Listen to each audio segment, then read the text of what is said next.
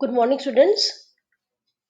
Today's our topic is post independence journalism in India.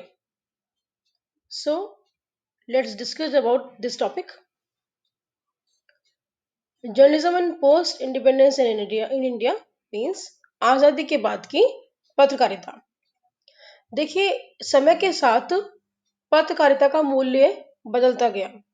इतिहास पर अगर हम नजर डालें तो आजादी के पहले पत्रकारिता का मुख्य उद्देश्य आजादी की प्राप्ति और साथ ही एक आंदोलन खड़ा करना और एक मिशन के रूप में पत्रकारिता का एक अहम सार्थक भूमिका निभाना इसका उद्देश्य था। उस दौर में पत्रकारिता ने पूरे देश को एकता के सूत्र में बांधने के साथ साथ समाज को स्वाधीनता की प्राप्ति के लक्ष्य से भी जोड़े रखा। तो वहीं अगर आजादी के बाद की बात करें तो इसकी भूमिका बदल गई और आजादी के बाद इसकी भूमिका राष्ट्र निर्माण और राष्ट्र विकास में पूरी तरह से बदल गई थी। उसके बाद अगर हम देखें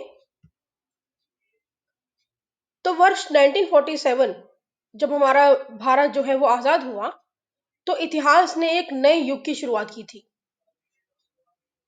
भारतीय प्रेस ने अपने इतिहास में एक नए अध्याय का उद्घाटन किया और एक नई जोश और ऊर्जा के साथ अपनी भूमिका से भारत को दोबारा चमकाने के लिए यह तत्पर हो गया। साथ ही राष्ट्रीय विकास के कार्य और राष्ट्रीय निर्माण के कार्यों में ये पूरी तरह से संलग्न हो गया था। लगातार आजादी के बाद जो काफी दिक्कतों का सामना भारत को करना पड़ रहा था, क्योंकि उस समय देखा जाए तो भारत जो है सामाजिक रूप से आर्थिक रूप से असक्षम हो गया था। अपने आप को खड़ा करना बहुत मुश्किल था। ऐसे में पत्रकारिता का उन्मुख होना और सजग होना बहुत जरूरी हो गया था। उसके बाद अगर हम बात करें तो आजादी के बाद जो पत्रकारिता है वह बहुत अधिक तेजी से बढ़ी। आजादी के बाद हिंदी को भारत की आधिकारिक भाषा के रूप में अपनाया गया। हिंदी भाषा को देशव्यापी फैलाने में बहुत ज्यादा सहायता मिली थी। आप जैसे देख पा रहे हैं स्क्रीन पर टाइम्स ऑफ इंडिया समूह जो कि एनबीटी या नवभारत टाइम्स जो है उसका शुरुआत जो है दिल्ली से हुई सन 1950 में। इलाहाबाद की अमृत पत्रिका एक और अच्छी हिंदी दैनिक के रूप में आके प्रखर हुई। इसी प्रकार से 1964 तक आते आते हिंदी के काफी सारे समाचार पत्र की संख्या लगातार बढ़ती गई। आगे हम बात करेंगे कि किस तरह से और अखबार जो है वह भारत में आए। जैसे कि आजादी के ठीक एक वर्ष के बाद ही 1948 में अमर उजाला निकाला गया पेपर, जो कि आज भी पढ़ा जाता है और एक बहुत ही अच्छा पेपर जिसे माना जाता है, प्रशंसा की जाती है हमेशा। अमर उजाला, दैनिक जागरण, दैनिक भास्कर, ये उस समय के बहुत प्रसिद्ध पेपर जो ठीक आजादी के बाद जो है वो निकाले गए थे। दैनिक भास्कर के अपना एक अलग से एक विशेष नाम है, क्योंकि ऐसा माना जाता है कि भारत में धर्मनिरपेक्ष और एकीकृत दृष्टिकोण को बढ़ावा देने के लिए बहुत अधिक योगदान था दैनिक भास्कर समाचार पत्र का। चाहे अयोध्या दंगों के दौरान की रिपोर्टिंग हो, उसमें लोगों से शांति की अपील हो, इस अखबार ने हमेशा बड़ी उन्मुखता से सारा कार्य किया है। साथ ही सन 1956 में ग्वालियर से सुबह सवेरे और गुड मॉर्निंग इंडिया नाम का भी एक हिंदी दैनिक समाचार प्रकाशित हुआ और धीरे धीरे इसका नाम जो है वो भास्कर समाचार कर दिया गया था। तो लगातार जो अखबार है वह निकलते जा रहे थे और जैसे कि आप देख पा रहे हैं कि आजादी के बाद जो है जो हिंदी पत्रकारिता है उसमें बहुत अच्छी तरीके से कार्य किया गया। बहुत सारे समाचार विभिन्न प्रांतों से, राज्यों से हर कोने से निकलते जा रहे थे, जैसे कि नवभारत टाइम्स दिल्ली से, नई दुनिया इंदौर से, प्रदीप पटना से, नव भारत ग्वालियर से, योग धर्म नागपुर से, जागरण कानपुर से, अमर उजाला आगरा से, सन्मार्ग कोलकाता से, नवजीवन लखनऊ से, वीर प्रताप वीर अर्जुन दिल्ली से, पंजाब केसरी जालंधर से, राजदूत जयपुर से, नवयुग दैनिक जयपुर राजस्थान से, देशबंधु भोपाल से, स्वदेश इंदौर ग्वालियर से, नई दुनिया जबलपुर से, इंदौर समाचार इंदौर से, दैनिक ट्रिब्यून चंडीगढ़ से। ये कुछ प्रमुख अखबारों के नाम मैंने आपको बताए हैं। और भी ऐसे कई अखबार जो है वो भारत में लगातार निकल रहे थे। अखबारों का लगातार निकलना ही समाचार पत्र की दुनिया में एक नया इतिहास भी कायम कर रहा था। देखिए, 15 अगस्त को देश जब हमारा आजाद हो गया, तो उसके बाद प्रेस और सरकार ने आजादी की शुरुआत में जीत का जश्न तो अवश्य मनाया, और राष्ट्रीय सरकार और प्रेस के संबंध जो थे वो बहुत अच्छे भी थे। लेकिन कुछ दिनों के बाद, कुछ दशकों के बाद जो स्थिति है वह प्रेस की बदलती गई।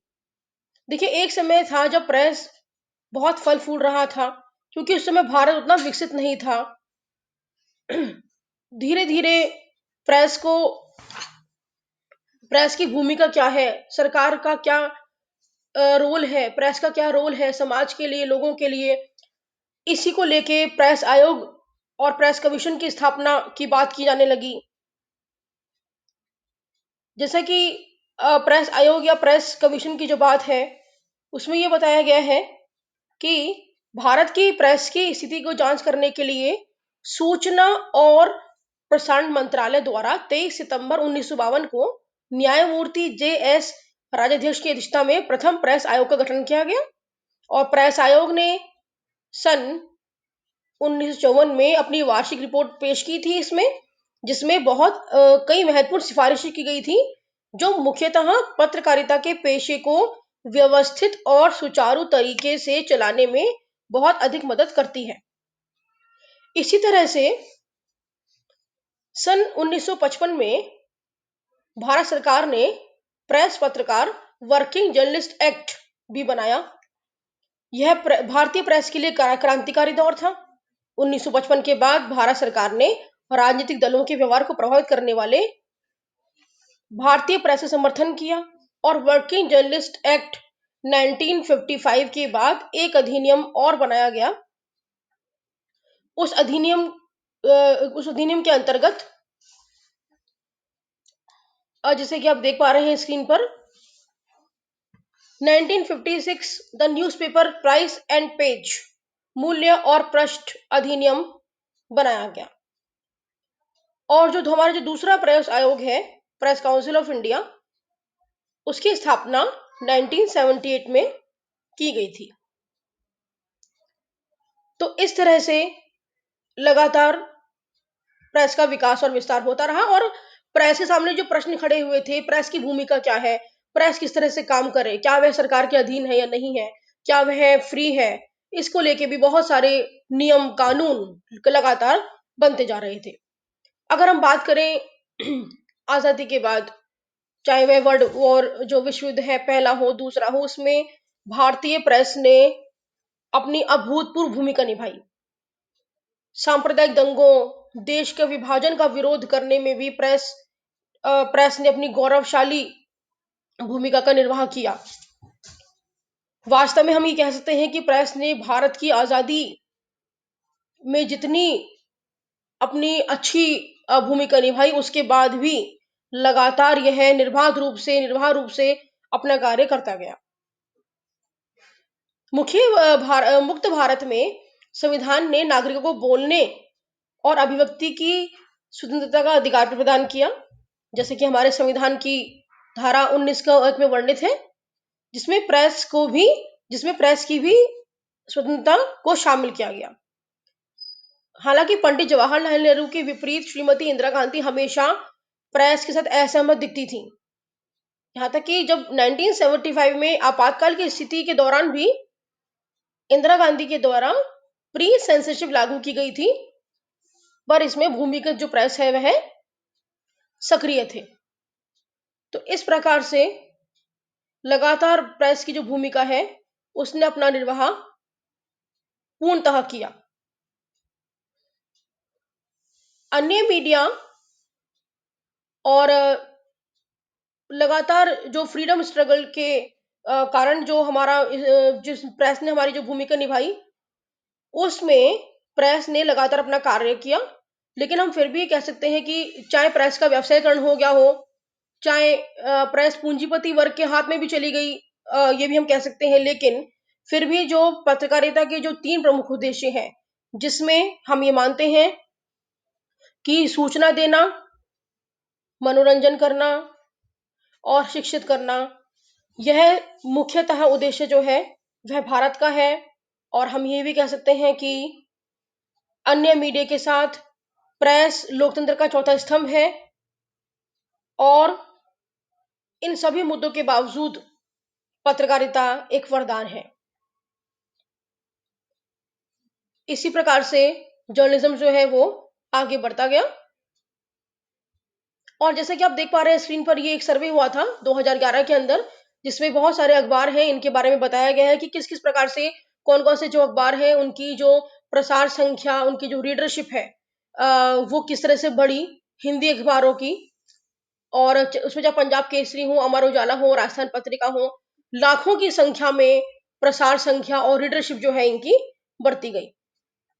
इस प्रकार से प्रेस की आजादी के साथ समाचार पत्रों के पंजीयन में छूट मिलने के कारण देश के अंदर सैकड़ों समाचार पत्रों को क्षेत्रीय भाषाओं में प्रकाशन भी हुआ। आजादी के बाद ही आकाशवाणी रेडियो के माध्यम से देश की जनता को जागृत किया गया। भारतीय संस्कृति और संस्कारों को जन जन तक पहुंचाने के लिए सांस्कृतिक आयोजनों का प्रकाशन लगातार समय पर किया जाता जाता रहा है। 1980 में प्रिंट के साथ साथ इलेक्ट्रॉनिक मीडिया का महत्व भी लोगों को समझ में आने लगा। कैमरा, वीडियोग्राफी, रिकॉर्डिंग, एल्बम बनाने की विधि के अनुसार पत्रकारिता में इसका सहयोग किया जाने लगा। इसके बाद 90 के दशक में लगभग इलेक्ट्रॉनिक मीडिया ने जब अपना कदम रखा, तो इसने भारत में संचार क्रांति को और बढ़ावा दिया। और 2000 के बाद कंप्यूटर और सोशल मीडिया का जब आविष्कार हुआ, तो इसने सालों साल काम करने वालों में घंटों में तब्दील कर दिया। और देश में लाखों समाचार पत्रों के प्रकाशन के साथ ही TV channel, social media, website, web portal और ऐसे ही बहुत सारे आविष्कार हुए। तो इस प्रकार से हम कह सकते हैं कि आजादी के बाद का जो जर्नलिज्म था, उसने अपना पूर्णतः योगदान दिया राष्ट्र निर्माण और राष्ट्र विकास में। Thank you.